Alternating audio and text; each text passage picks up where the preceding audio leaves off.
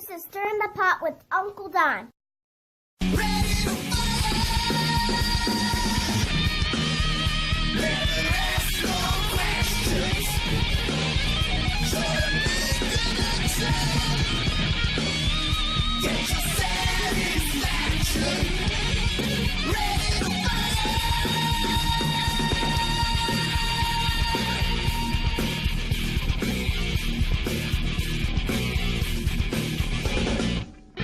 This is Stirring the Pot with Don Kincaid. Language. Are you gonna cut that? Oh, hey, there's one thing about the Stirring the Pot is you're free to speak however you'd like, just not like a sailor, if you will. Yeah. I don't swim, so. Well, hey, this is Stirring the Pot with Don Kincaid and look who it is, my very special guest, El Jabroni. Oh, hell, El Jabroni. Not only is he El Jabroni, he is the Battlefront American Luchador Champion. My special guest, El Jabroni. Hey, baby, what's happening, man? Pleasure to be here. Man, I cannot believe that we are out in such a beautiful scene. Look today's gorgeous, man. Yeah, I know. Woods. It's gorgeous, and we had to get in the shade because, he wears a mask, and we didn't want to overheat him and have him pass out like 10 minutes into the interview, so... A mask? It's just a hot day, I'm sorry, I used the M word. I'll never use that again. Yeah. Don't want another racist comment. No, God, we don't want to start that. This is not only an episode of Stirring the Pot.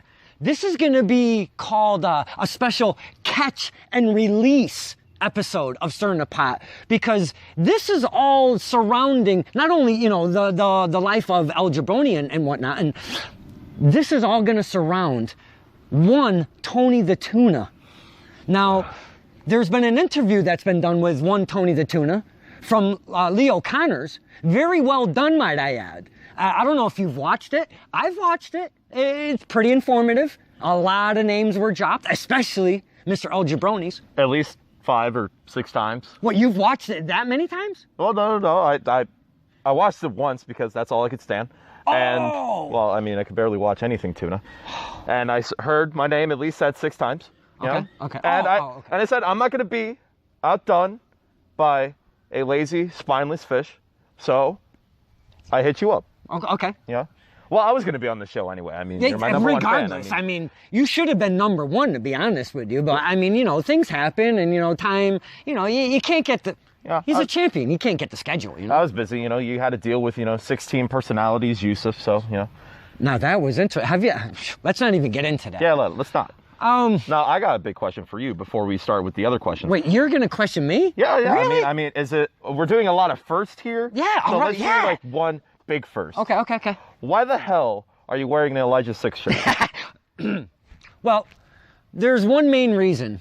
If you notice, the title is called Stirring the Pot with Don Kincaid. It's not called Make El Jabroni Feel at Home with Don Kincaid. It's not Make El Jabroni Feel all warm and cozy and wear his gear with Don Kincaid. It's Stirring the Pot with Don Kincaid, man. So you gotta start with, who is El Jabroni's biggest nemesis right now? The firm as a collective, but singly, it's gotta be Elijah 6. Okay, yeah. Well, did you wear like a tie shine shirt with Yusuf?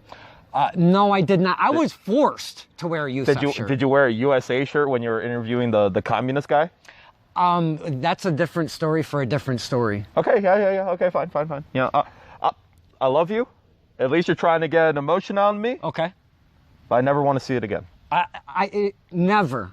I'm being very aggressive. I'm sorry. Never. That's okay. We don't want to be passive aggressive. We don't want to be aggressive at all. But it's a great looking shirt. I'm just saying. I know. The person is not great. I know. You should have seen his face when he finally saw what. It was amazing. It was like this. Yeah. Just like that. So. Again, we were speaking to Tony the Tuna right off the top, but I'd like to start somewhere else. I got El Jabroni right here, right by my side in this amazing setting. El Jabroni, man. You right now are my all-time favorite wrestler. Don't tell Elijah 6 because he'll kill me. My all-time, right now, I love me some El Jabroni. You get my blood going. You get my adrenaline going. You get my fuel. You just, I don't know, you light a fire. What is it about El Jabroni that you think that gets the fans behind El Jabroni? I don't know. That's an honest question. I really don't know. Look, I've been doing this for a very long time. I want to say like 2.5 years, maybe 3 years here at Test of Strength and, around the area. And to get the reactions that I've been getting out of people, it's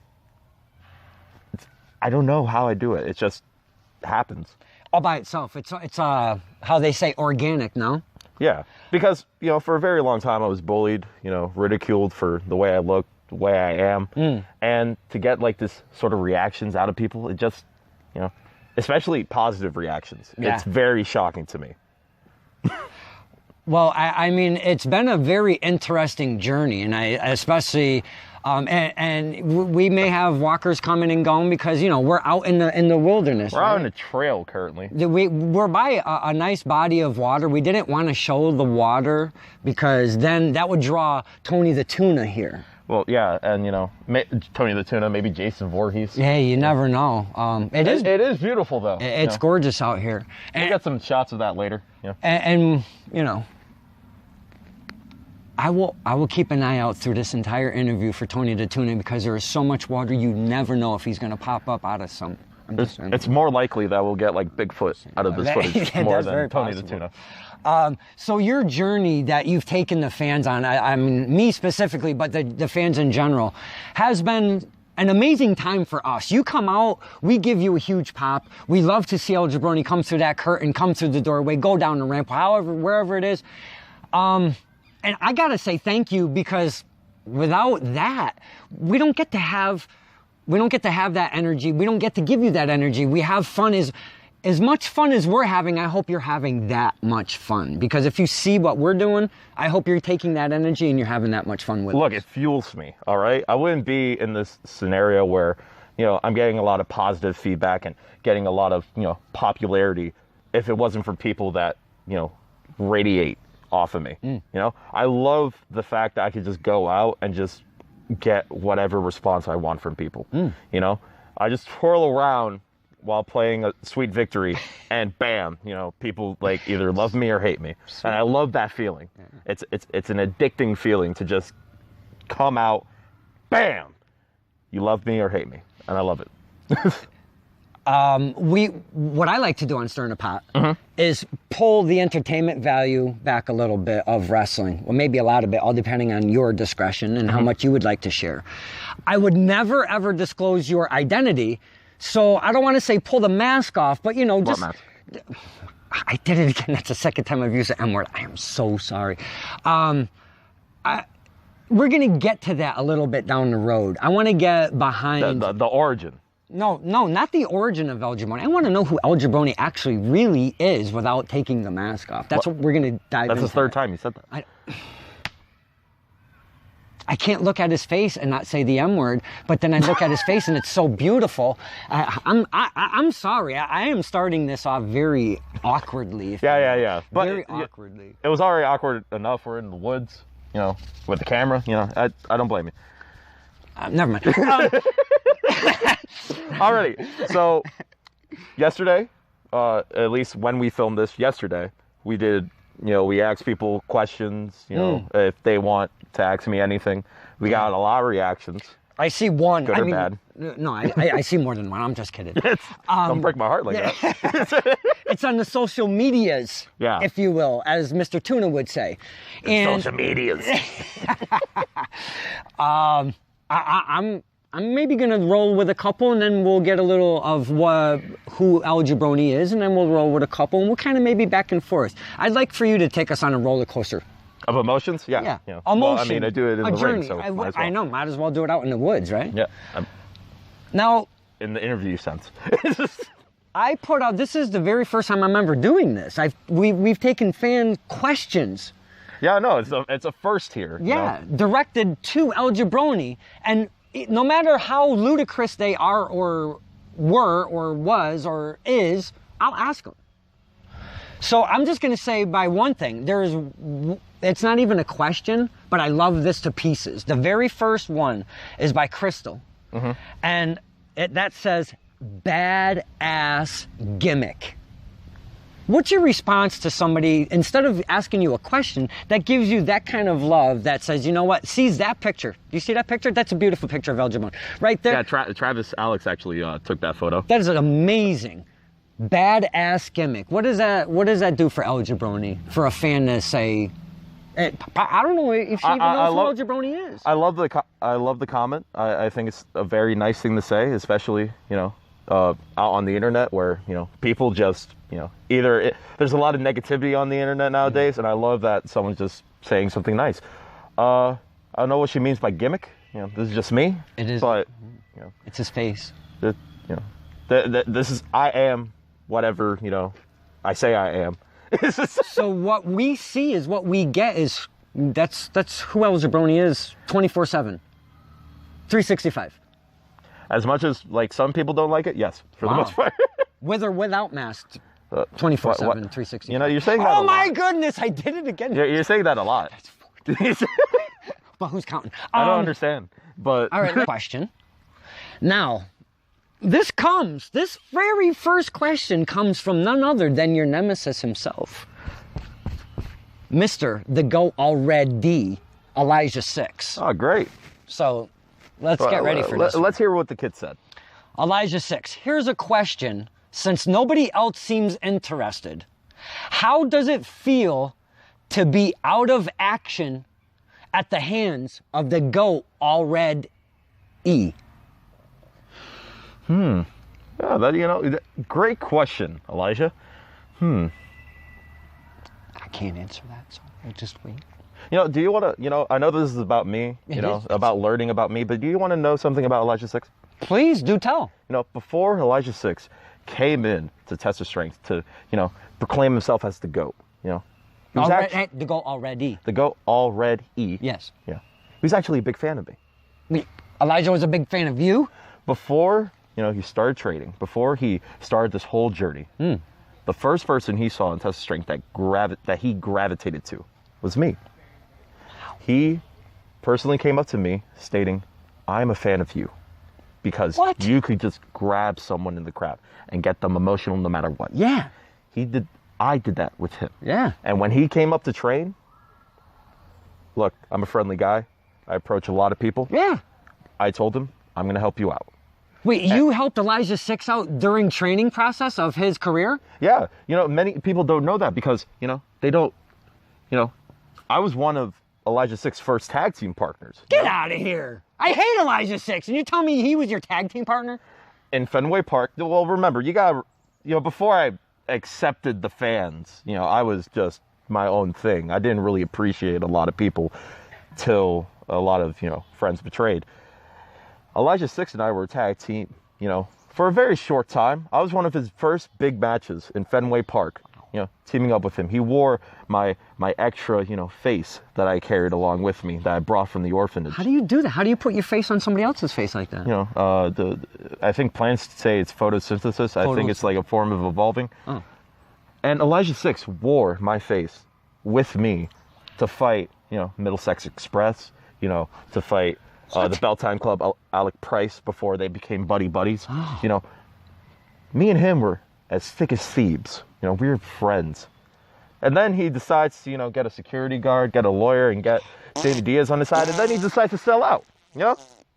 And I appreciate that he's, you know, takes the time out of his long, busy day of, you know, not keeping a job and, you know, talking with his lawyers of how to read. I appreciate that he took from his long, busy schedule of sitting on his ass, saying that he's the best, to comment and say, how does it feel to be injured? Wow. Elijah 6, I may have suffered a concussion because of your elbow and feet, but that's only 1 month.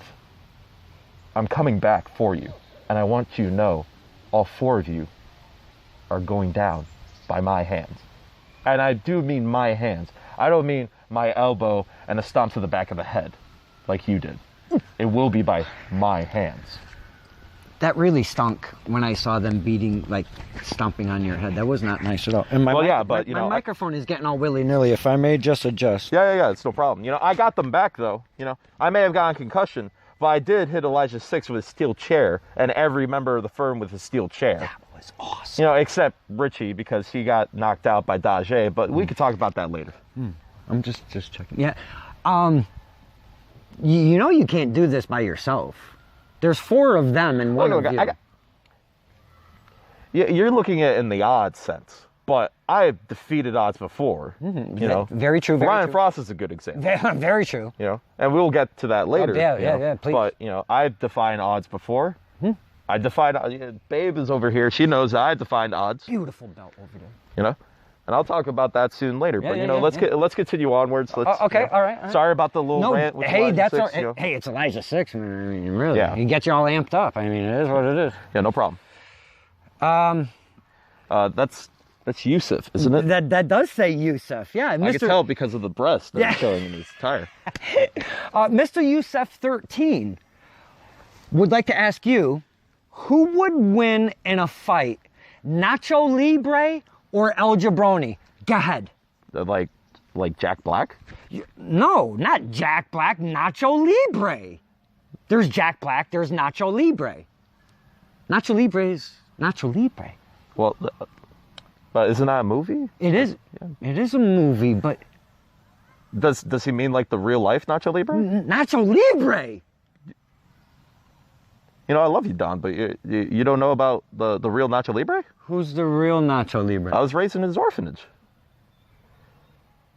I'll get to that origin story, but yeah, if I had to fight Jack Black in a one-on-one match, I think it would be an amazing sight of Lucha Libre. I'll fight him in his gaming channel, but I think I could probably beat him 1, 2, 3. Oh.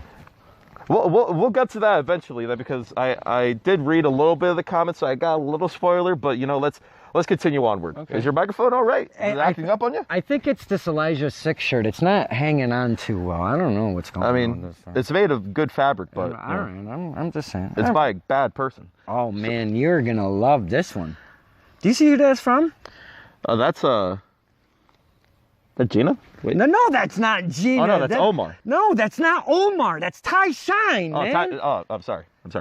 Ty Shine says, or asks, what was your inspiration to become El Jabroni? This is a fantastic question. So to become a wrestler or just to become El Jabroni? I don't know. That's I read it how I see it. Well, I think personally, one, you just grow up to be yourself. It's mainly by influence. I was given the name by my orphanage because should I just get into the origin story of this? This might be a great answer to Mr. Ty Shine's question. Well, as many people know. You continue. I just have a quick second. Go ahead. Okay, yeah. Well, I'll just. Yeah. Go ahead. I'll keep your seat warm. Yeah. Go ahead. Well, personally, I was born in Know Your Role Boulevard to a mother who passed away after birth and a father who I never got to meet. Was then dropped off onto Tijuana, Mexico, in Fray Tormento's orphanage. I was found in a pumpkin patch in Tijuana, and I was raised to basically be a luchador, but in the grand scheme of things, not a great luchador.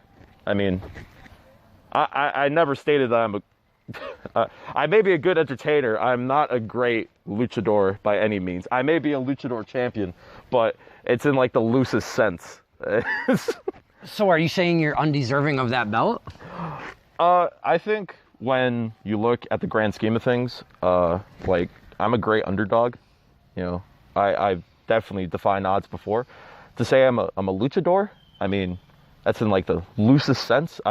Grew up in Tijuana and, got to be next to a lot of lucha libre, but I never really would claim to be a luchador. I do a flip. That's it. It's a flip. Who really inspired me, I had a lot of inspirations growing up from El Generico, Shark Boy, Curry Man. Eddie Guerrero was one of my favorite wrestlers growing up. Obviously, The Rock. The Rock. Yeah, Rock. My first words when I was born, when I was told, when I was born was Rudy Poo because of No The Rock. way. Yes, yes. And, you know, those guys greatly inspired me to be the person I am. And through my past, I was able to, you know, give into, you know, being who I am, you know, the light seeker, the American luchador, champion, you know, the people's luchador. That is. I'll go more in depth to it later, but I'm definitely going to bring it back to the Nacho Libre thing. Yeah, because please. Nacho Libre was actually based on a true story by a luchador by the name of Fray Tormenta, who was raised by in his orphanage. Fray Tormenta was a struggling Mexican who was just trying to get some money for the church and would garner a lucha libre mask to perform and raise money for his orphanage. And he ended up teaching the orphans in his orphanage how to wrestle. One became Fray Tormenta Jr. and performed under the mask. Others became, you know, very recognizable luchadors in their own right. I was one of them. Wouldn't say recognized in a good sense. I was just thrown in as, well, many people would say enhanced talent. I would say fresh meat. I was just thrown in to basically get battered by all the other orphans. Wow. That sounds horrible. One of my first, I wouldn't say matches because I didn't, one of my first squashes that I've received. Your babe fell down. Babe! Just saying. Ugh. Thank you. Hey. One of my first squashes was against a man by the name of the Masked Destino. And I was, you know, publicly brutalized in Mexico. Sounds bad. It was rough for the most part. So how old were you? I want to say 4 or 5 years old. What?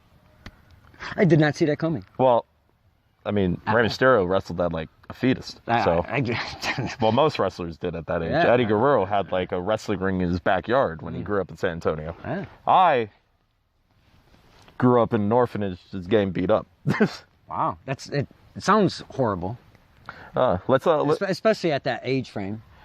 you know, could have been worse. I thank you for indulging so deep into your story. You know, like I said, if you could take us on a roller Yeah, coaster, of course. that's fine. You know, you're my number one fan, and you know what? I'm you not known asking. me for a very long time, Yeah. obviously, but you never, you knew me through the sense that like one of our big first interactions was at Battlefront. Yes, where that's I spilled exactly Coke where I by was going to accident. go. Yes, please. Which I swear to God, I swear to the mighty Lord up above that it was an accident. He spilled my sodas. I bought one. He spilled it. I bought another one. No. Okay, the first one I did not spill. Remember, I took a sip out of it, and you're like, oh, I'm grossed out. To Throw it away. prove that he could not drink soda through a mask. That's correct. This is the To fifth his time. face. The Oh my fifth God. time, Don. But who's counting? Oh The my fifth God. time. I'm counting. Oh my God, I can't believe I just... This is my face. Oh my God. I'm sorry.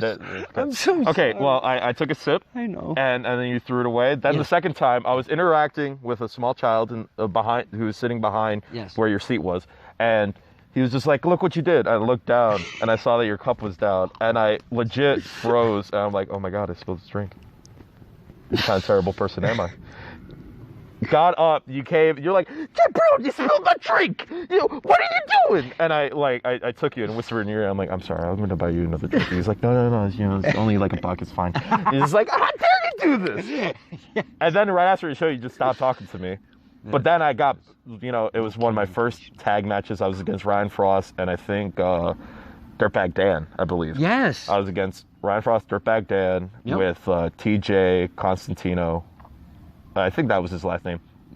And I came up to you in my leather jacket, took out 2 Cokes. The most unbeautiful, the most beautiful gesture ever. Yeah, I was actually very, like, a lot of people stated when they saw that they was like, yo, this is what, like, really brought him out, was that you giving him these Cokes. That's when he started talking and interacting with people in such a positive way. And I was just like, yeah, I was just trying to pay him back for soda. I mean, I'm really happy now that right after that moment, you just started interacting with everybody and just having a great time. Because I remember you would come in, you just sit down, you just hang out with Fogman and you just sit. I love now that you're interacting way more than anyone. You know, you're just going up to wrestlers saying, Donkey K here with the Donkey K files. And I appreciate that. I appreciate it a lot. Yeah. No, hey, without you, there's no me, you know? I mean, I love you guys. And that, I still have those 2 Coke cans, you know. They're empty. They've been, I drank both. Well, yeah, I'd hope. They're empty. And I would love for you to maybe give me your El Jabroni on them with a little Sharpie action. Oh, man. That would be amazing. No problem. That'd be great. We could do that at Fight for Your Dreams. Yeah, they could be worth so much money down the road. You never know. You know, like instead of 5 cents, $1. Hey, even $1.05. $1, yeah. You maybe. know? Yeah. The sky's the limit Round it out. when it comes to these kind of memorabilia things. Alrighty, so Yeah. I enough of course about want to that. get into the more questions. Yeah. So what's this other one? This is Oh boy, we have a doozy here. This is from Cole Stoner. Quite the name. Yeah, great Here's name. my question. For a man with no face, which I've mentioned 6 times now, sorry. Why does he have 2 nose hole piercings? What? These are just my noses. What's the issue? So what you're saying is I'm sorry, I heard a bug. there was something. Ah, Are these your actual nostrils right here? yes. Yeah, right here. This is where I smell. Here, this is where I see. And the rest is the face. But they're silver and metal. Not everybody What has metal? those This is just, you know, kind of, no, not right Oh, here. right here? I mean- Yeah, nobody has those kind of, but you, like how? I mean, Is it a mutation or what? I mean, I can't Well, even I stop mean, looking at it, Cole Stoner. evolution is a part of mutation is basically evolution. So, you know, I mean, I think it's self-explanatory. You know, this is how I look. This is how I breathe. And throughout the, you know, it's when, you know, you grow, you know, when you grow up, you know, you get a lot more facial features, you know, a little kid doesn't have a beard automatically, you know. You are one of the hairiest luchadors I've ever met in my entire life, so there is an evolution. Oh, yeah. I mean, obviously. I mean, I was trying to maybe dig into that or overthink it, but now I can't stop looking at your nose piercings. Thanks, Cole. I appreciate that. I mean, for real. Holy cow. Alrighty. Next question. Oh, wait a minute. Wait, no. Whoa, Get out of wait, here. wait, no. wait. That's later. Wait. That's later. Get out of here. Okay. Get out of here. Fine. What's the next question? I have a question from Jennifer, and I never want to pronounce her last name because I always think it's going to be wrong. What made you originally want to get into wrestling? I was born into it. Born into wrestling. Well, I mean, like I said before, born in Old Boulevard. Mother passed away after I was born. Father couldn't raise me, dropped me off in Tijuana. I want to say that after that, I was just raised to be a wrestler. Because, you know, wrestling was just a part of my life the whole entire way. You know, Tijuana, orphanage, tied with wrestling, tied with a very famous, like, urban, you know, legend wrestler by Fray Tormenta. You just grow into it. So did you watch a lot of AAA or CMLL back in the day, or was it mostly like the WWE, WCW type stuff? I was lucky enough that the orphanage, well, someone like hotwired it to watch American stuff. Whoa. At the time. You know, it happens. You know, it's wrestling. Okay. It's just, I do remember them days. but I remember watching a lot of AAA. Okay. Can I hold babe? Yeah, sure. Oh, Hold babe. Yeah. Yes. I mean, Oh my God, that's beautiful. very heavy too. Be careful with her. Oh, my skinny butt. She's a very thick woman. Man. I grew up watching a lot of luchadors like La Parka, El Dandy, Juventud Guerrero at the early time when he had his mask on, Psychosis, Rey Mysterio Jr. One of my earliest memories of Lucha Libre was Eddie Guerrero versus El Helio del Santo, which I barely knew anything of El Santo as a child, but then someone came to the orphanage. They donated the DVDs. If you don't know, El Santo had millions of movies of like El Santo versus Dracula, El Santo versus Frankenstein, El Santo and Blue Demon versus Frankenstein Sr. Like a bunch of odd, you know, sci-fi style Lucha Libre films, and it was donated to us, and I ended up watching all of them, and I was a big fan because it was. You never see nowadays, especially, you never see a luchador like keep this face on the whole entire way. Like El Santo was legit like the Mexican Superman, where no one would ever see his face. And the day that he shows his face to the world, he dies the next day. Legit. Unmasks himself. Wow. On TV. Puts it back on. Dead the next day. Wow. It's as poetic as, I think the only time we've seen something like that in America would be like the Ultimate Warrior. The Ultimate Warrior did his whole, we're gonna last forever. Yep. Take the rocket fuel. Yeah. And dies in the hotel the next day. Crazy. Like, that's so insane how that the happened. only way, it's incredible to think. But I have always just grown into wrestling. It's been a part of my life since day one. I can't think of me doing anything else. Do you do anything outside of wrestling? I mean, is there, do you have a hobby or a love life or do you have a job? I mean, how can you... Well, I know recently... work with your face like that. Well, one, my love life. Well, I had a love life in Mexico before I left. Kind of. Chiquita. Well, Latina. I had one for like a short time. At this time, there was a few of us that really, I became friends with the Masistino at that time. And the other way, we had like this little faction that was going on, with the kids. We were called the Faces of Failure because at the time, that's amazing. We were watching old WCW tapes and we hated. We're not big fans of the Faces of Fear with Kevin Sullivan, the Butcher, and Avalanche. And we took that name because we were basically known as these couple of losers. Besides Nastastino, he was a part of a very wealthy family in Tijuana. And, well, wealthy in a Mexican sense. Yeah. So we built ourselves as these four losers that would get somewhere. And it was me, Sin Talento, Not So Mystico, and the Masistino. Did you say Not So Mystico? Yeah, That's hilarious.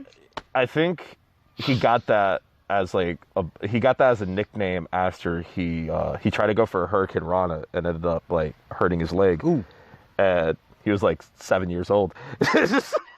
What is with you guys, man? 4, 5, 6, 7. Holy cow! Look, it was a tough time in Mexico at the time. Man. Yeah, the 90s were tough. But after I was attacked by a group of bullies, they came from like another part of Mexico. I forgot I think it was either Mexico City or not Guatemala. They came from a tough part of Mexico. Attacked me one time, and this little girl at my age came to my rescue. I don't really feel comfortable revealing her name, but I gave her the nickname La Jabroni. La Jabroni? Yes. Oh. Yeah. And she was a great sweetheart. I kept in contact with her for a very long time after that. But then when I had to leave Mexico because I finally got approved for my visa, thanks to Heel. Yeah, can't curse. Well, I don't want to curse. Hey, I'm a child-friendly star. That's but fine. When my visa finally got passed by, I had to leave everything behind, so I haven't been keeping in contact with any of them recently.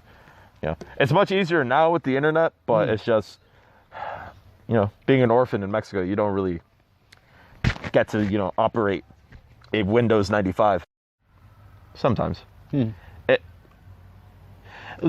I want to say nowadays, well, in Mexico, it was a very tough time as a child because, you always feel someone's against you. You always feel that someone's just out there to just hurt you emotionally or physically.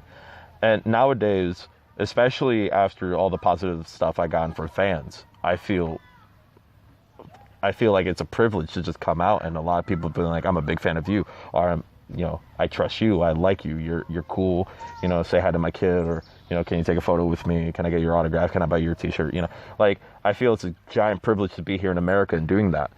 But in Mexico it's so tough. I think one day I would love to go back just to say, hey, I did it, look where I am now.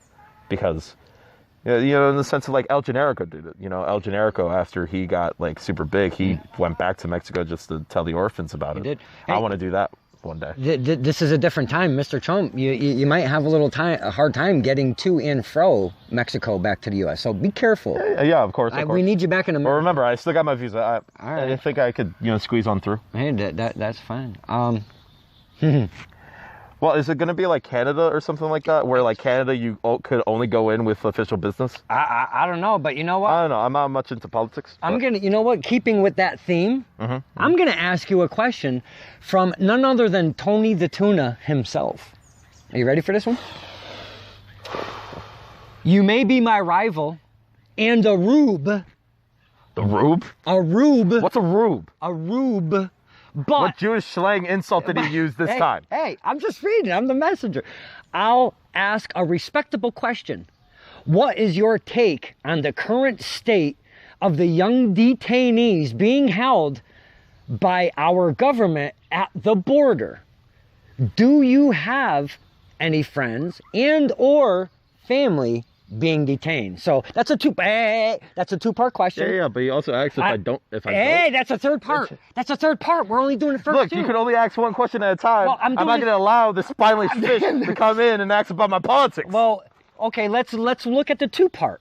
What is your take on the current state of young detainees held by our government? Let's start there. Okay. Well, when I was brought in today, I didn't expect political questions. Either did I. I'm not running for a politician. I don't like to do politics. What, repeat the question to me in like English.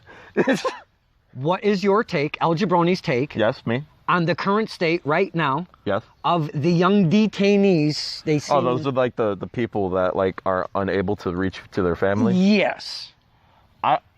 Being held by the government. Okay. My personal take is that it's obviously very inhumane for us as a country to just not allow a family to come through, especially since this place itself has been built on immigrants. We were not just born into this, being America. We were, foreigners who came to this land, made it our own, and we've for years were open to other foreigners coming in to make this land our own. New York City's Statue of Liberty is literally the first thing most immigrants see to come into this land, to be raised. And to see that nowadays we're having this issue where, we can't allow this family in, we're just going to take the kids. I think it's very, I want to say the word's barbaric, but it's very inhumane. And I wish at this current state we didn't have to deal with this. America is supposed to be the land of opportunities, and to see that we're not giving opportunities to just come in is really disgusting to me, at least. I don't know what this sea creature, probably broken out of Area 51 thinks about it, but I think it's disgusting. Are you afraid of the ice raid coming Sunday? I'm excited for it. You're excited for it? Wow. Okay. Let's leave it. We'll get into that later. Let's leave that there. All right. If it actually happens. The second part of that question is, do you have any friends and or family being detained currently? Well, like I stated before, don't really have a father. Mother passed away. Friends, I do. Sin Talento, Nato Mystico, Massestino, La Jabroni. A few other people that were part of my orphanage, that I became close with after I left. I do have a lot of people I consider family there. Okay. But, they're also considered my friends. Oh, wait, pause for a moment. You got a little bug here. Whoa. Got him. Wow. El Jabroni saved me from West Nile virus. That looked like a tick. So. Wow. Lyme disease. Thank you. Yeah. But, I do have a lot of friends there. I feel bad that they cannot be able to come into the country because of how politics is. Politics in America has always been like a tough thing to stand by. It's always, it's never our side is right. It's always they have points, but everyone thinks they're right. And it's super tough. I'm not a political guy. I do vote. I do see the next question that's the third part. I do vote. I'm not going to reveal what's my politics or anything like that, but I do think that a lot of the stuff is kind of like, a little BS. Okay. Hi, how are you? Hello, madams. Well, we're doing a video. and we're right in the middle of an interview. Oh no! Yeah, no, you're more than welcome to come through. Yeah, pass I on told by. you, we are out in Mother Nature, so you never know what's going to happen. So this is El Jabroni. El Jabroni. Pleasure He's to a meet you. Battlefront American Luchador champion. He's a pro. He's a professional wrestler. I'm a luchador, a part of Don't the, be scared the about area. his face. He's His just- face is beautiful. His face is beautiful. Yeah, don't be scared. Don't be scared. That's a normal reaction I get when I I'm know. out. Enjoy across your the day, ring. ladies. Yeah, you both have a wonderful day. Wow, that was interesting, huh, Jabroni? Oh, that happens all the time. Hey. Okay. All right. I'm gonna move down here because this is a statement. This isn't a question. Okay, let's hear the statement. All right. This is from one really pissed off Mr. Jimmy Mees, who has turned his back on Bobby Ocean as of late at Training Day 24, which you weren't there due to concussion. Yes. So this is I saw the clips though. This is a statement, not a question, Okay, what's the statement? from Jimmy Mees, and it has to pertain to both you and Tony the Tuna. Should beat both of your asses. What you got for Mr. Mees on that? It's really not in the form of a question, but I mean, like, look, I understand that he hates Bobby, but what did I do? I mean, I don't know. you know, I've been nice to him. I don't know. He's part of the governors. He's not nice in Battlefront. I tell you that right now. Is it because of what I did to his car? Wait, what did you do to his... No. We'll talk about that later. We'll talk about that later. Okay, and next question. Why would you Next say question. that? No, it's fine. You know, we'll talk about it. Christmas. Holy crap. I had an upset stomach. Let's keep going. All right. We talk TOS a lot. Of course. I mean, it's the place I train. TOS is your home away from home, away from home, away from home. Well, I mean, it is my home. You actually sleep there? Well, sometimes. Under the ring. Continue. Alex Rojas, Slick Wagner Brown, the masterminds behind TOS, the training days. My dad and I, we have so much fun. I brought my nephew Jacob a couple times. He has so much fun. The people that come, they have so much fun. It's a free show in East Hartford once a month on a Sunday. If we're not doing a road event. Now that's changed over the course of time. You guys have started doing what you want to say road shows, if you will, or Yes. road events. Yes. Correct. The evolution as a character does. The evolution of TOS, I've heard stories of it was in Watertown or something like that, and then it moved, and you know we're here at this establishment now. But tell us, where did you get into the TOS timeline? So, after I graduated from high school in America, I was looking towards a wrestling school, and one that was relatively close to me, and that I could easily drive to and from. And at the time, I was doing what I like to call being a roadie, where I would help set up the ring, I would help set up the microphones, set up the music, set up the tables, set up the merchandise, set up everything that needed to be set up for a wrestling show. And I was at this local wrestling show, and there was this luchador by the name of El Tornado Obscuro. El Tornado Obscuro, at the time, was training at Test of Strength. And I knew nothing about Test of Strength. I heard of Slick Wagner Brown because I was a fan of CTWE at the point. And I knew about Killer Kowalski because, he's trained every villain ever. And he's Killer Kowalski, Well, yeah.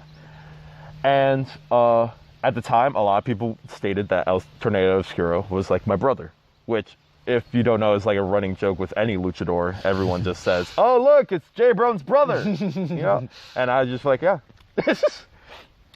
And I approached him and asked him about, where does he train? What does he do to wrestle?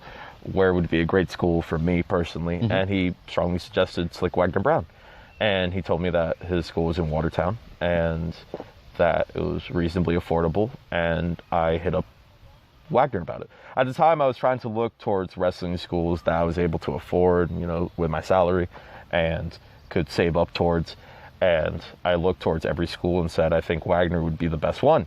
And I went to Wagner's place in 80-degree weather.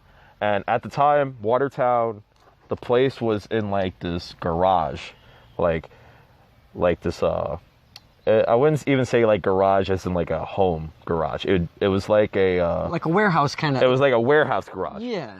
And I went in there, and I think it was just me and Aubrey at that point.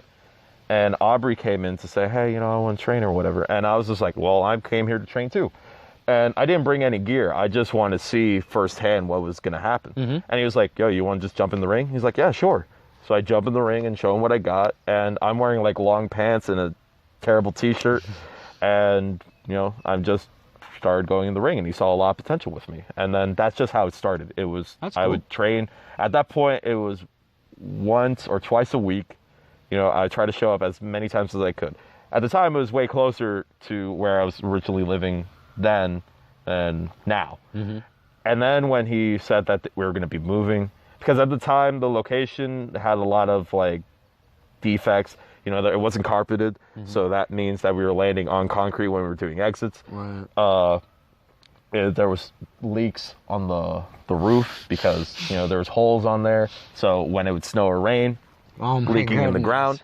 So concrete plus wet floor doesn't equal good. So we picked out a new location that it was 87 Church Street. We took the ring into this U-Haul and drove our way through. At first, we were at like this lower ground at 87 Church Street.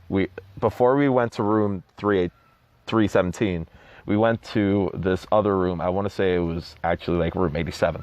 And it was on the bottom floor? It was, so where you would get like a candy bar or something like that? Okay, where the vending machines were? In the room on the right would be where we would have the wrestling ring. And it would have like this really cool lobby, and then it had its own bathroom and changing room that we would use. But if you think like the TOS room's small now, it was worse than that. Really? It was ring and maybe like a row of 10 seats. Wow. Not even 10. And we performed there, I want to say, for a month, maybe 2. And then we jumped into the next room, 317, which we've made, strides with. A lot of strides. Where, then we got the new ring, which was a big change up because originally we had a 14-inch ring, a 14-foot ring or whatever, like the measurements are. I graduated from high school, but I'm still illiterate when it comes to measuring. 14-inch ring, this guy. We had a very small ring that was very close to the ground. Then we stepped it up with I believe it's 16 to or 18-foot ring, and it was really high. And at the time, I wasn't natural to that. I only performed in small rings, Right. So it was tough for me to get used to it by the first 3 months. Quite the adjustment. But we worked it and then grew from there.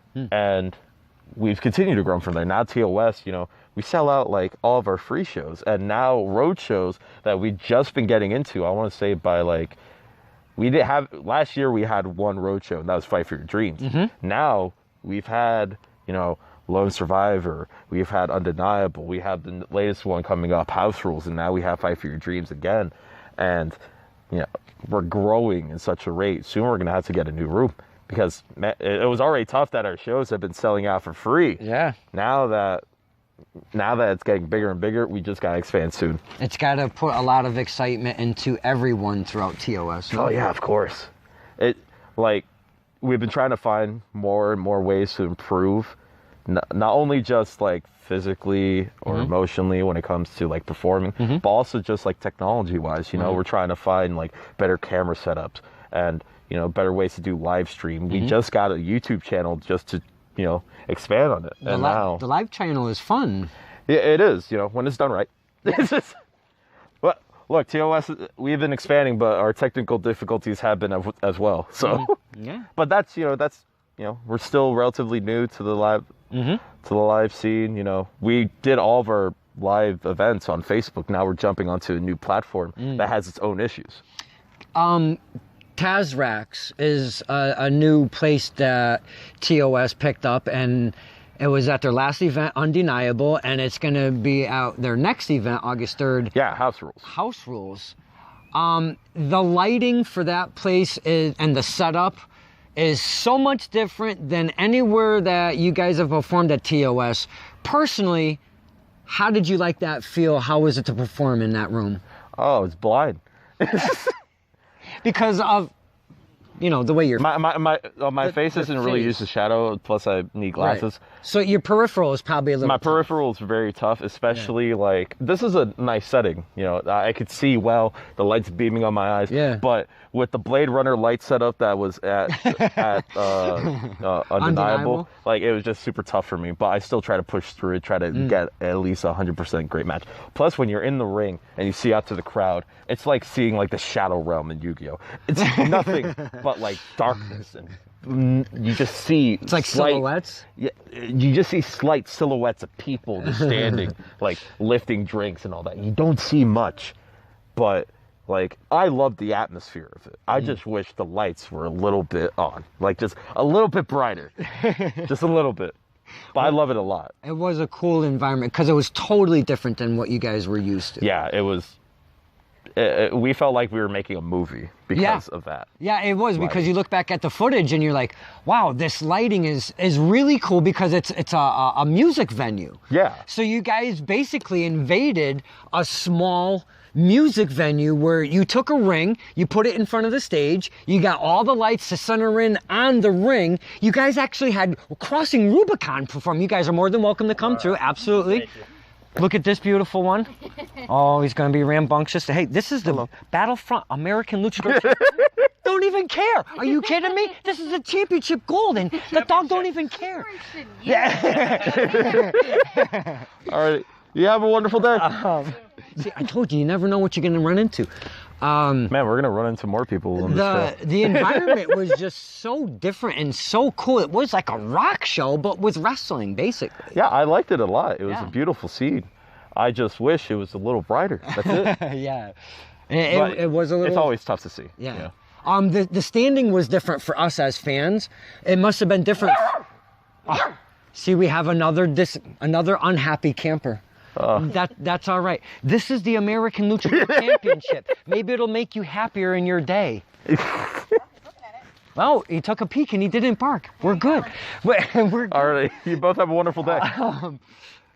The environment was totally different because everybody was standing around the ring instead of the seating and stuff. Again, it gave like I think the closest comparison would be like Beyond. Beyond normally has like their fans stand around, holding drinks, very excited for it. Great comparison. For us, it was just like ecstatic that we were able to get, because I know it was very tough for a lot of people to like come to the show because, it's Father's Day. Right. A lot of people are going to be like going out anyway to like go to breakfast or, do something calming with their parents. And they all decided to give us their time and come to our wrestling show. And we greatly appreciated it. We gave it 110%.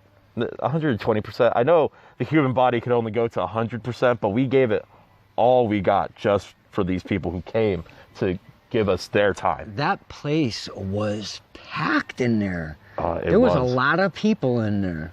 It was amazing just to stand out. That not only because it was hard to see for me when I came out, it was just gravitating to see all these people to be like, Jay, bro, yeah, the pop was amazing. It was amazing. Yeah.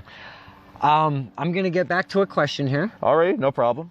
Now we're flowing well. I just a memory on Facebook just popped up really not that long ago, and it was at the hands of one Ryan Frost and one Jake Diavol. And I'll take you through real quick. I don't know if you remember it because it was a bad day.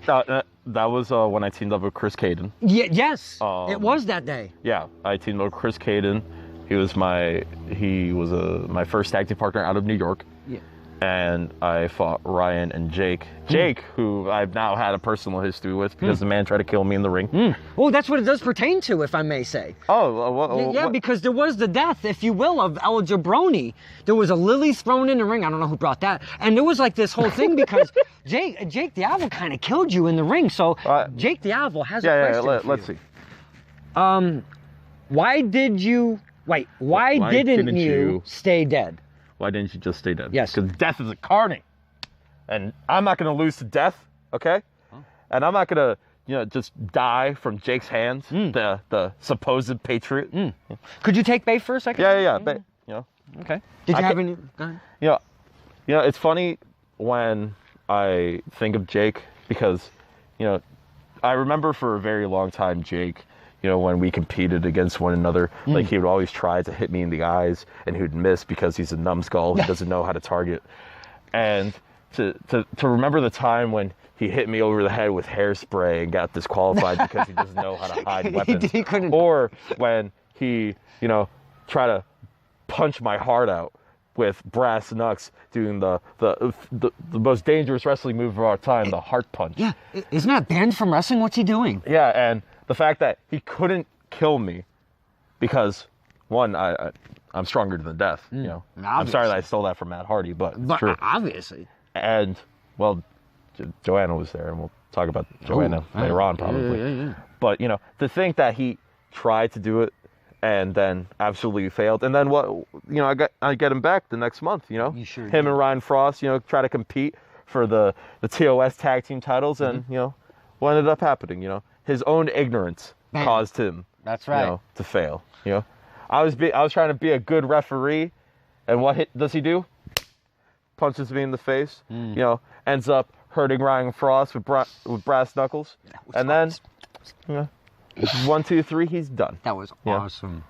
Karma sucks. He's a big dude, and he did try to kill you more than once, and you have persevered, I must say. I love how when he was fighting, I forgot, the Bakalakadaka guy who Yeah. Ding Ding, Yeah, or something like that. yeah. I love when he was trying to Continue, fight. please. I just have one thing to do real quick. Yeah. No, I love how, you know, he was competing against, you know, Bakalakadaka, Ding Ding, you know, that he ultimately couldn't even get people to cheer for him when he's representing America, you know?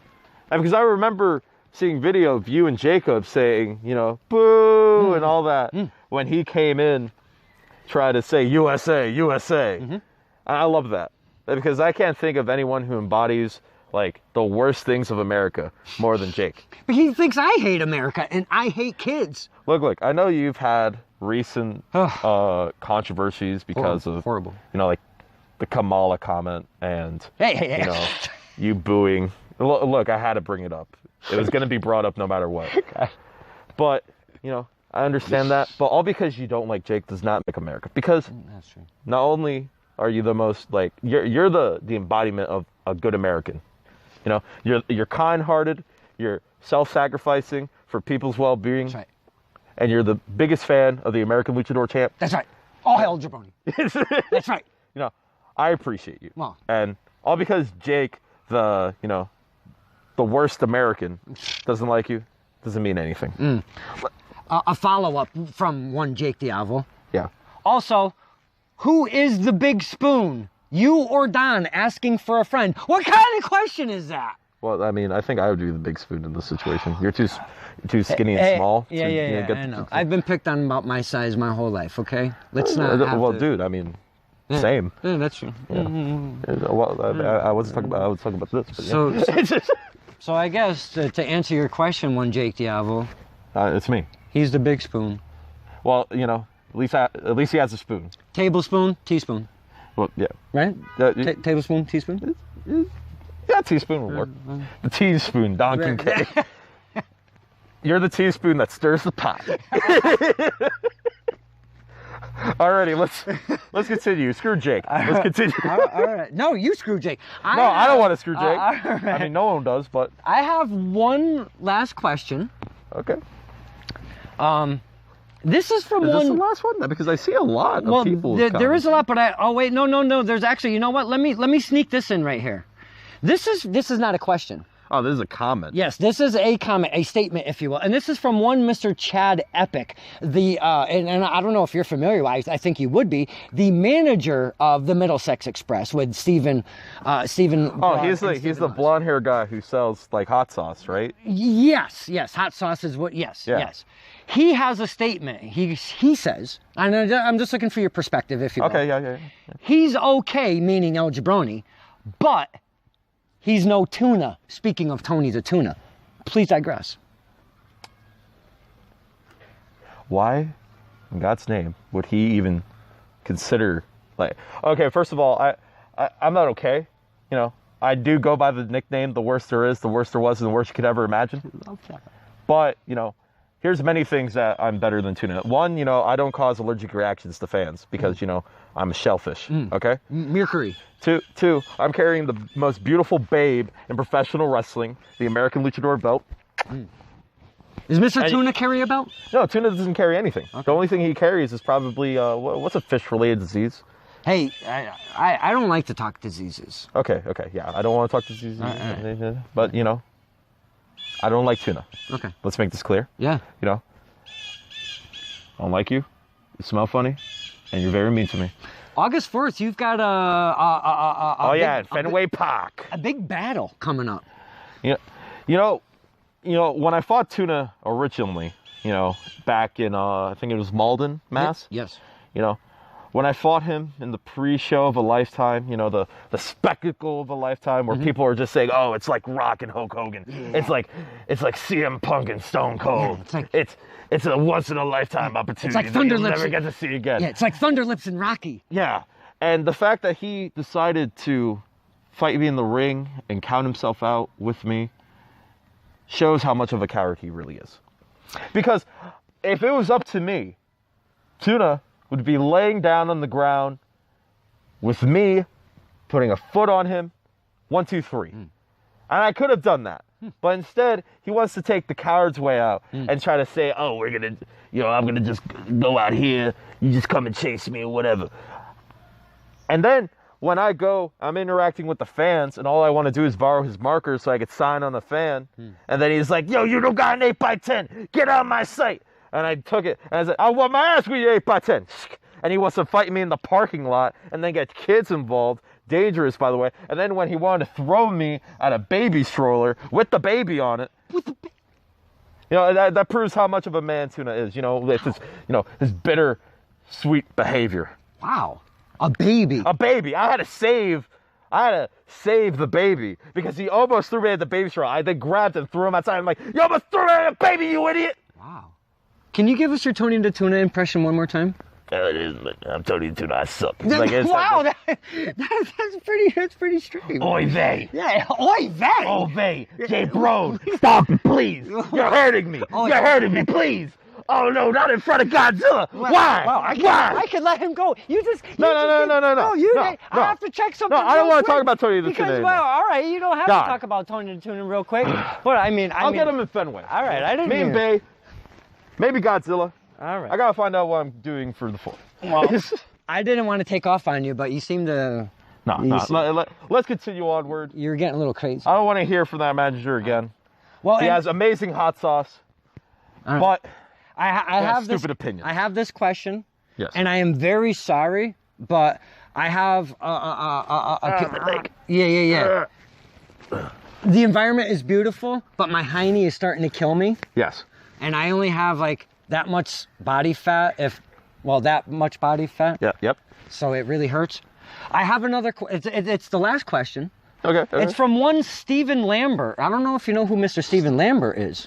He's the one half of the Middlesex Express, right? He is. Yes, he is. Yes, he is. Stephen, I should have said it a little differently, but yes, he is. Favorite luchador? It's a two-parter. Favorite luchador? Hey, how's it going? That was a good question. I've had a lot of favorite luchadors. I really liked Arc Bark, the Love Machine. If you don't know, Arc Bark was a luchador who teamed up with Eddie Guerrero. They were a part of an American heel faction. Okay. And he unfortunately passed away around 1995. But he was the innovator and the inventor of the Frog Splash. Wow. Oh. And Eddie Guerrero took the Frog Splash as a tribute to him.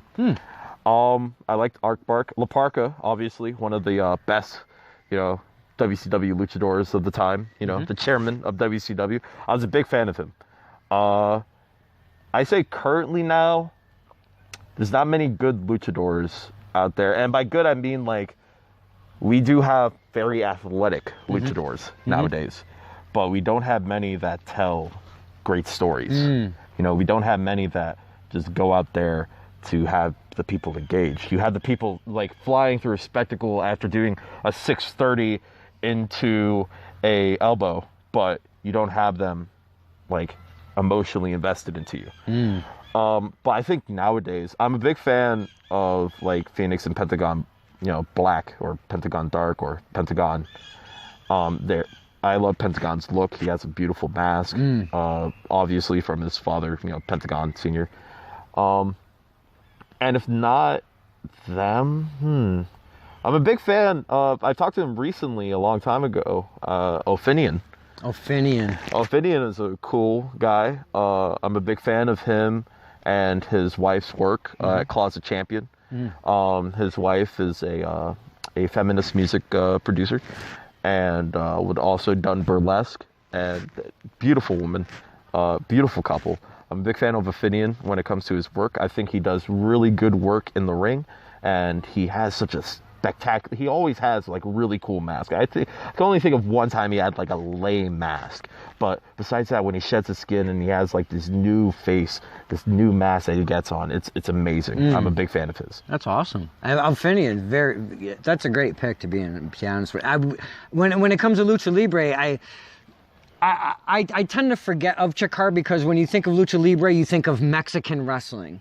But with Chikara, their character base is so over the top and so creative. I for whatever reason, forget for the Lucha Libre style. I love Chikara. Yeah, Chikara was one of my, cool. Before I decided to go to Wagner Brown School, I was originally considering to go to Philly to go and train in the Chikara Wrestle Factory. That's awesome. Which I'm planning on doing eventually soon when I branch out.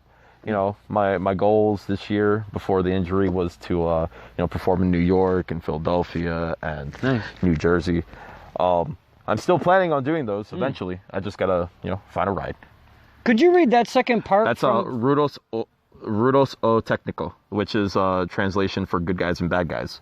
Oh, so is Mr. Lambert, second part of the question, is he asking you good guy or bad guy for luchadors? I think I talked about, Arc Bark, bad guy, he had a really cool mask. I'll show you later in the car. He had like a mask that was actually done like really well. It looked really cool. And Ophinian I like a lot. He could do Technico or, Rudos. I think most of that because I just... I have such a simple face to make and replicate, to sell to people. And I always love the lucha libre aspect of wrestling because it's not many people appreciate it nowadays because when you hear lucha libre, you hear flips, you see flips, you only think flips. I don't think they understood the good guy aspect. Good guys and bad guys both wear masks and they have these designs that are carried on through their families and tradition. El Santo had such a simple mask, but it gravitated so much with people. Or La Parca, he had the skeleton mask, and now his whole family would have this skeleton design to it. Cool. And I loved that feeling. I would, if I ever have a child, I would love to just see what he would do with my face to get out there.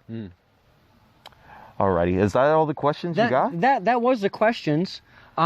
We don't have a cameraman. I mean, because I'm just a... It's just a stand. That's why you've been appearing off camera. I just got to check one more thing. One more thing. Okay. And, I mean, this has been fantastic. Absolutely fantastic. I've enjoyed it a lot, actually. And I need you...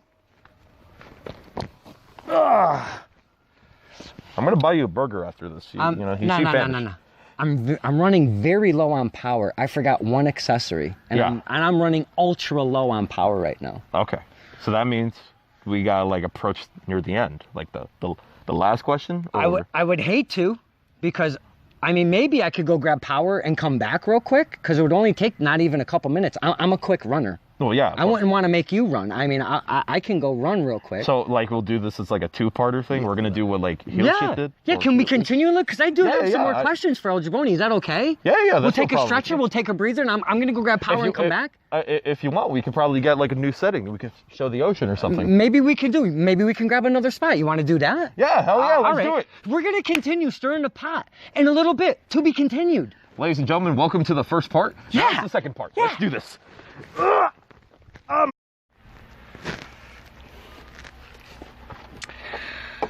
Well, kids, we're going to continue this process. We have moved from one area to another. I got some power. I got more to talk to Jabroni about. Yeah. And I know it's a tad warmer out here, but look at Bay. She's beautiful in the sun. Yeah, she's just shining. Yeah, she is. Look at that. I'm gonna. Well, she's worth more than a diamond. I'm gonna scoot in to me. a little bit right here, and Now, I know we talked for at least like an hour or so. oh yeah. I didn't even realize it. It felt like it was only 5 minutes or 10 minutes went by. Hey, that's because you're talking to Donkey K. Well, yeah. It's just, Um, well, Donkey K file normally takes like 5 seconds. yeah, So it is a different animal, right? yeah, this is a big animal. So I want to rewind back to the death of Jabroni at TOS. I forget exactly what training day. I should know that by heart, but That's I don't. like, okay, so it was right after Fight for Your Maybe Dreams. 18, 19, 20-ish? It was 19, I believe. 19? 19. Actually, No. 19 was the tournament, so it had to be 18. 18. Somewhere around there. Yeah. So what happened was Ryan Frost and Jake Diavolo kicked your ass. They knocked you out. They killed you. They left you for dead. And then who comes into the ring but one Miss Joanna Robinson? No. That was so I was in a gauntlet match. I was fighting 5-star Jake. Oh! TJ Hal III. I get so much in my mind. I got a concussion. I'm remembering this. I know. and he's remembering. I know. So I was fighting 5-star Jake, defeated him. Then TJ Hal III tried to bribe me with $1. Yes. And then I pinned him. Then Ryan Frost came in, beat me down. I beat him with like a lucky pin.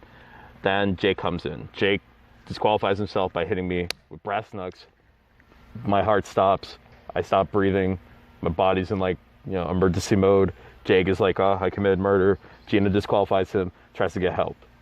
Then, and this is all from the footage that I seen. Like, I remember nothing until I woke up. Joanna Robinson comes in the ring. And, okay, so, for those who don't know, this all started at Fight for Your Dreams. Fight for Your Dreams, after I beat Ryan Frost for the first time, I kissed Joanna. I kissed Joanna, celebrated. It was just a heat of the moment type of thing. You did the Spidey thing. It's Spider-Man. And then from weeks on in, Joanna just tries to subtly flirt with me. It was like, first it started with, hey, you won your match, how you doing? I'm just like, I won by DQ. Like, then Jake comes in, Yep. bam. Yeah, sorry, I didn't put the that's microphone okay. under me. I'm adjusting. Jake, wham, punches me in the heart. She does mouth to mouth to me, saves my life. Then, like, next show, she tries to get me under the mistletoe. And then I think after that, I asked her out on Valentine's Day. Dan the Man Oh, comes that in, was a slaps nice. the ring. She was crazy. She went a little mad. Then she got suspended, and then didn't show up to Lone Survivor. I commented on that a bit. Oh, babe, you got a little something there. It's a little besmirchment. Just a little smidge. Yeah. Were you eating like cream or something? Like, what is that? Is that ding dong cream on there or ho ho cream? Or Yeah, what that do you looks got like some going? ho ho cream, hon. What the heck is going on over here? She likes her sweets. Man. Okay. Yeah, sorry. Joanna Robinson. Okay, so this is ironic. She had like her little thing, after the whole Dan the Man thing, got suspended, and now just recently she's just been showing a little bit of jealousy over Bay here. Yeah. Now, okay, so I like Joanna a lot. She's been a very nice friend to me. She's been very, supportive, especially now with the concussion. She's been very helpful. She's tending to get, a little like jealous over this, but this is my first title. It is. I won this as a surprise. I fought Elijah 6 for this, just impromptu. I was told I was going to be fighting Rick Recon, and then the day of, I showed up and you were there. They're like, okay, so Elijah 6, J-Bro, American Luchador belt. And I'm like, wait, what? And then, I win, and it's probably one of the most shocking things. Apparently the GM knew this, GMIC. He was told by management, hey, we're putting Jabroni in. He's like, okay, don't tell him. Don't tell him. He'll be too nervous to perform. And, I won it, and I love this belt with all my heart, And a lot of people, they get the wrong impression that a title belt makes the person. And a lot of people are now saying I'm making the title belt because I'm out here having great matches with it, which, a lot of people don't, get it. You know, they automatically assume Battlefront's like this very violent, heavy, you know, blood and gore, hardcore, the 90s attitude that, you know, is gone nowadays. But I think nowadays, like, especially now with the belt and the way it's been presented and the way after I came in after fighting Dickie Moon in a surprise show on Saturday. Yeah. On a random Saturday. And I say me and a lot of the TOS guys are making this place, you know, mean a lot more of a wrestling company than a hardcore company. Well, it's evolved into this over time. And what I have always enjoyed about Battlefront is it gives everybody something. May it be the ladies match, may it be a catch type of match with a story told on the mat, or if it's Jabroni against Elijah 6 for Bay telling a great story to us, or if it's the hardcore stuff, the extreme stuff, the little bloodier stuff. I think that's what I enjoy about Battlefront, because it gives you a little bit of something for everybody out there.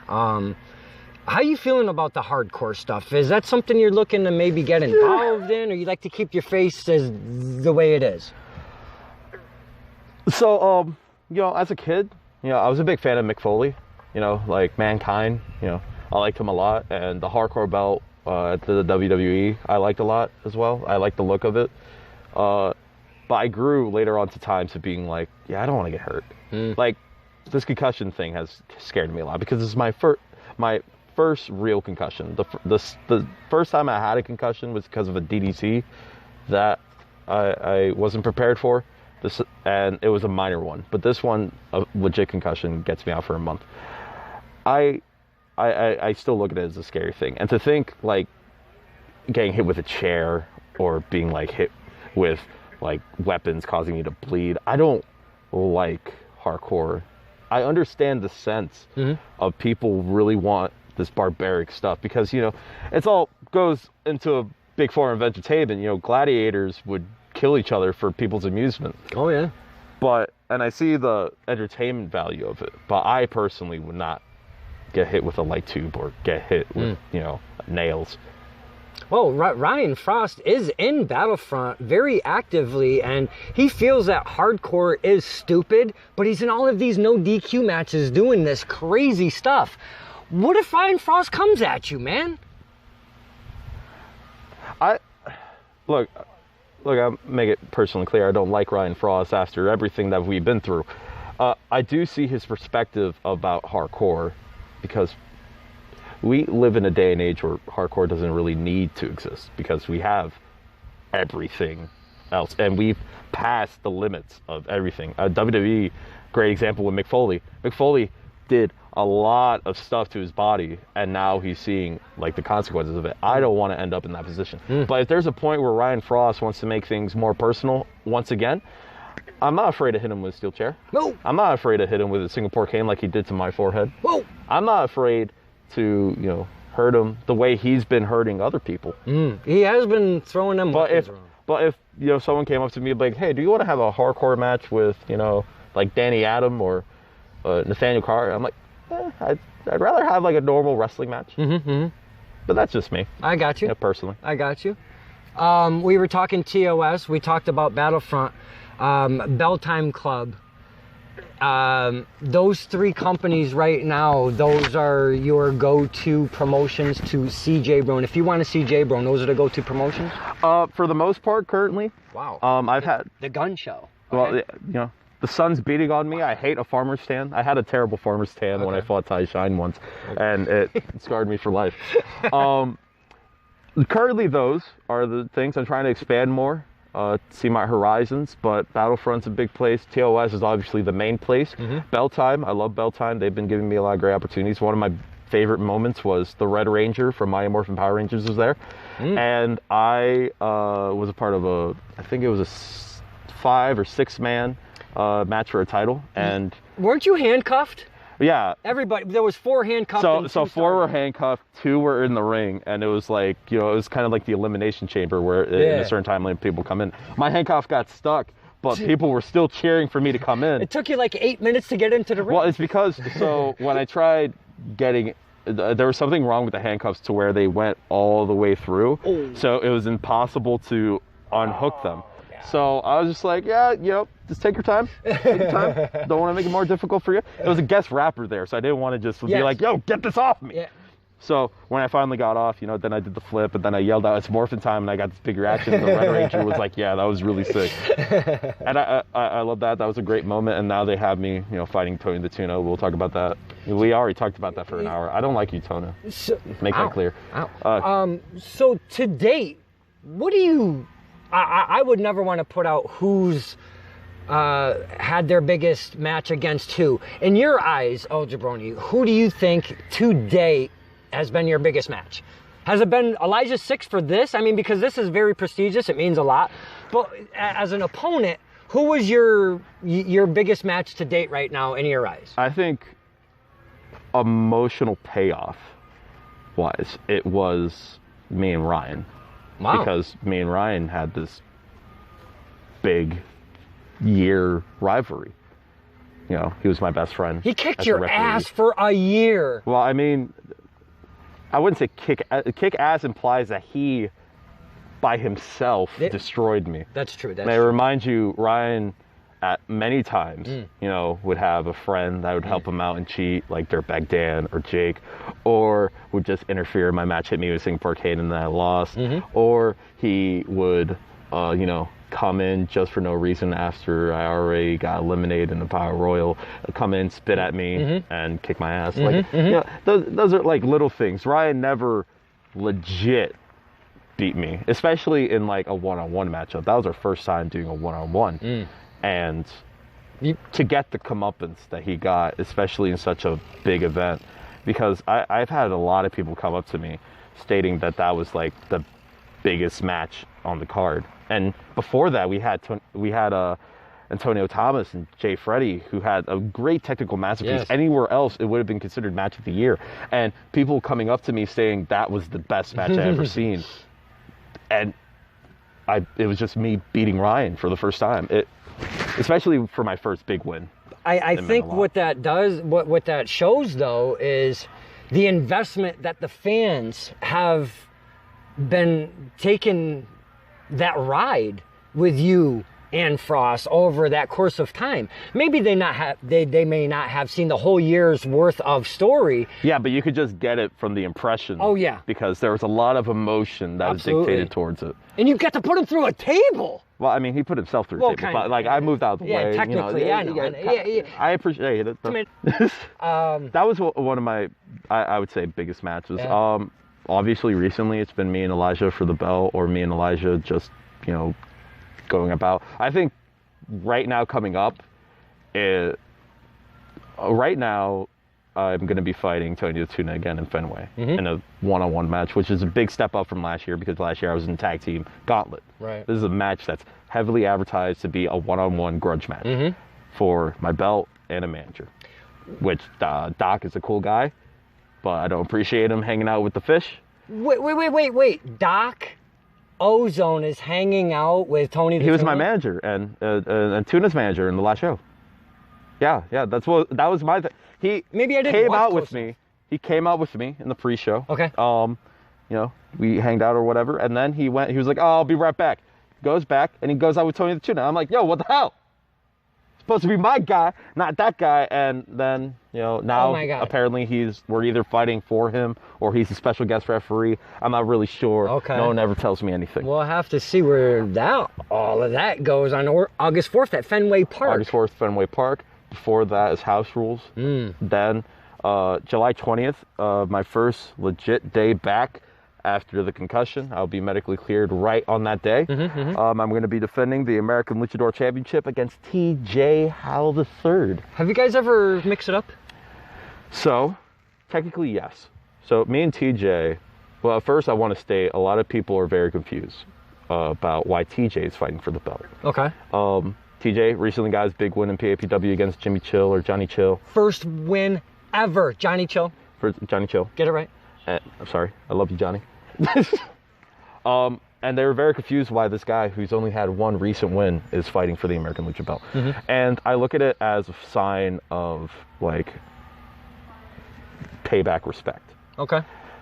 TJ was one of the first people who introduced me to TOS. One of the first guys who went in the ring with me, helped me train, and was the first nice guy to me. And it was one of the first guys I had a match in Test of Strength in training. And since then, we've had two big career paths that have just been, two crossroads. TJ, worked as State Farm, got fired, then became, what was he? Johnson. Was he Johnson? He was Johnson. So he was TJ, Yes, he was. Tyler from State Farm, then he became Johnson. Yep. Then he had like a weird deal with a vampire. Then he became like a softball player. Then his dad finally gave him a trust fund, and now he's TJ Howe III. He's had a giant career path from it, but even after, becoming a trust fund baby, when I won the belt, he was the first person to approach me. Saying Really? my dad was proud. You have it on clip. He was like, my dad's gonna be so proud of you. Gives me a hug. That's right.